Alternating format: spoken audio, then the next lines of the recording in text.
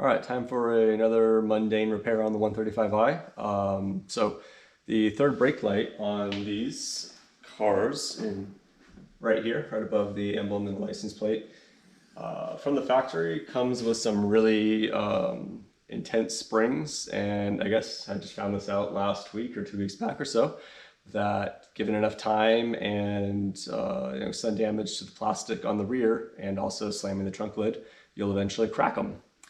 And so I had been running around with a piece of painter's tape over a 2-inch or so crack on mine for a while, and last week it decided, hey, let's just have the whole brake light fall out.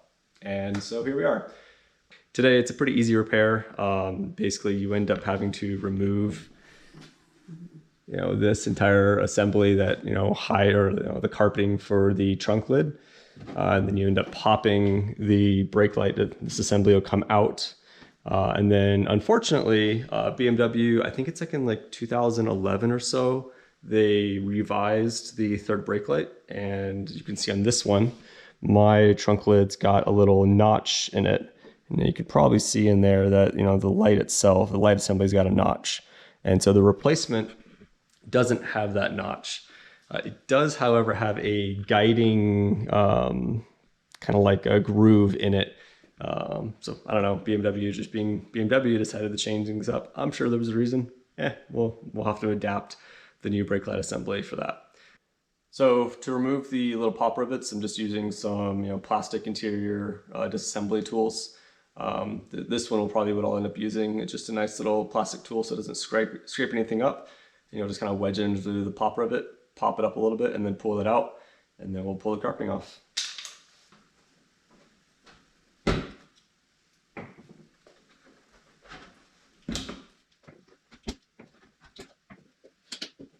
It's a little hard for a second.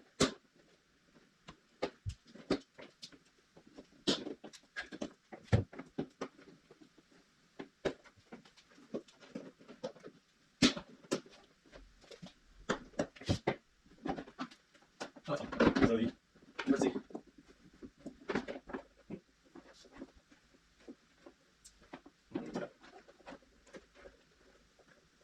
Interesting.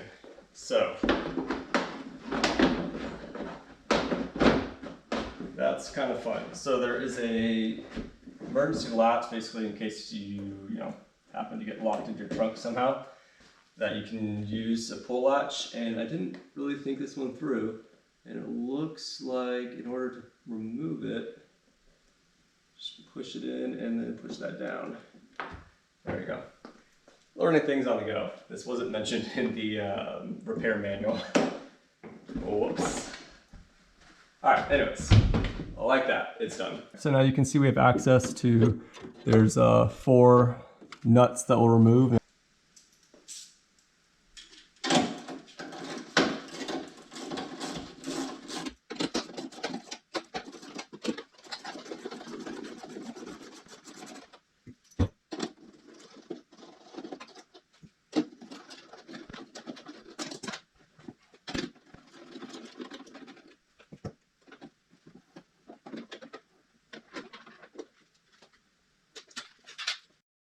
So this is one of the, on the forums, one of the theories as to why these assemblies crack over time. This is one of the old springs. It's got a pretty dense coil on it, a pretty stiff coil, and you're supposed to basically torque it down. I think the factory spec was 5 Newton meters. This is the new spring. By comparison, you can see it's a much softer spring, a much more compliant spring, and you torque it only to 2.5 Newton meters. So the idea, at least as far as I understand it, is that this is pulling on the assembly much less intensely. And so basically as things age and as the assembly gets brittle with time, this won't cause it to crack, or at least won't cause it to crack nearly as quickly as this pretty intense guy. All right, here's where you get to get a little dirty and cut into your car a little bit if you have a 2008 or I think a 2009. On my 2008, I've got a little tab right here, basically, that lines up with a little cutout on the light assembly for the third brake light. Unfortunately, the newer assembly that BMW is shipping doesn't have that cutout, and it also has a nice little groove right here. I think I could be wrong. My understanding is basically this helps during manufacturing, or helped during manufacturing. The technician would walk up with a light assembly and plunk it in and match it with that tab. And so like on the old ones, nice big broad tab, and it would work. Unfortunately for repair, you've got to adapt whatever you've got. And I'm gonna opt to basically remove this tab, and then I'm gonna cut a little triangular groove into my deck lid. And hopefully this will slot back in basically like a newer assembly or a newer deck lid. And in the future, 5 years, 10 years down the road, if this were to crack again, then it'll be a much simpler repair versus having to adapt this. For my car, I'm going to cut the old tab off, and the new tab, I'm going to use just a triangle file and then basically just cut a little notch there.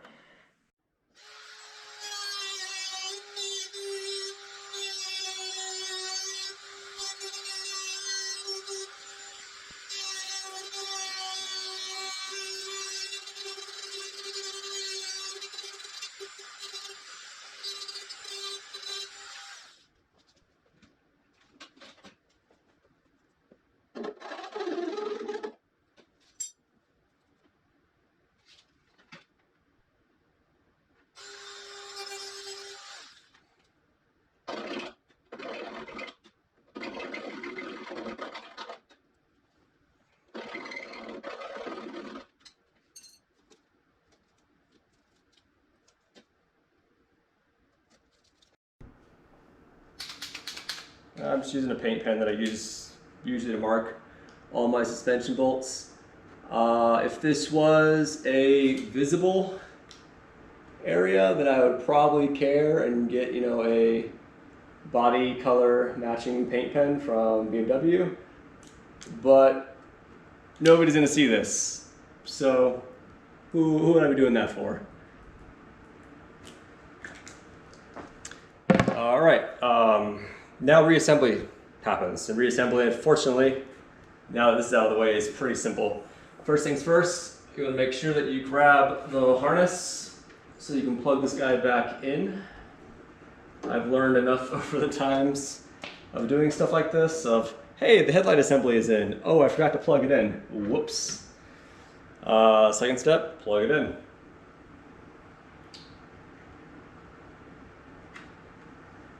And then just slot her in. Should slide in pretty easily. Because I kind of mangled it a little bit, we're cutting without really measuring. It is a little bit of like an interference fit of sorts, but not too bad. And like that, the assembly is in. So now we'll just put the bolts on and torque it to spec.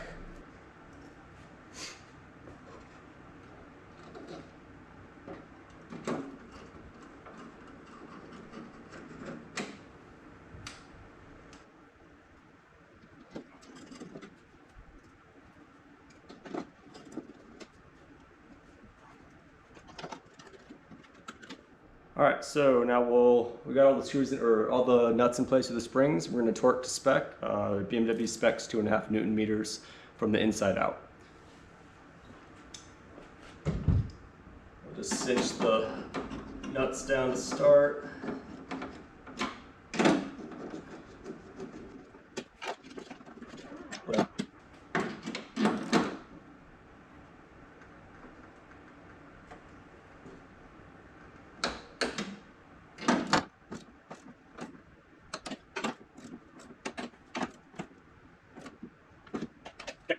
All right, so everything should be torqued to spec and should be good to go. I actually happened to find, I forgot I put it in my car. This is the light that had kind of fallen off. Whoops. Trash now. So last step will be to put the carpeting back in. Make sure to leave the little wire that's for your emergency pull-out. And then put your push pin or your pop rivets back in place.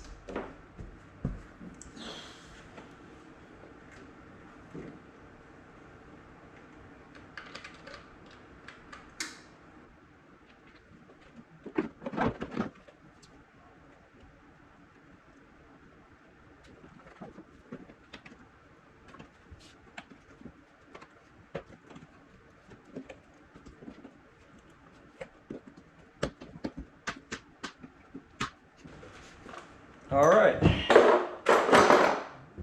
Get all the tools and random things out of the trunk so they're not rattling around on your next drive out. And I think that will do it.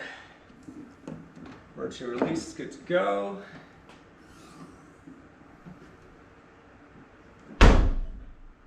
We have a trunk lid that has a third brake light that isn't all busted anymore.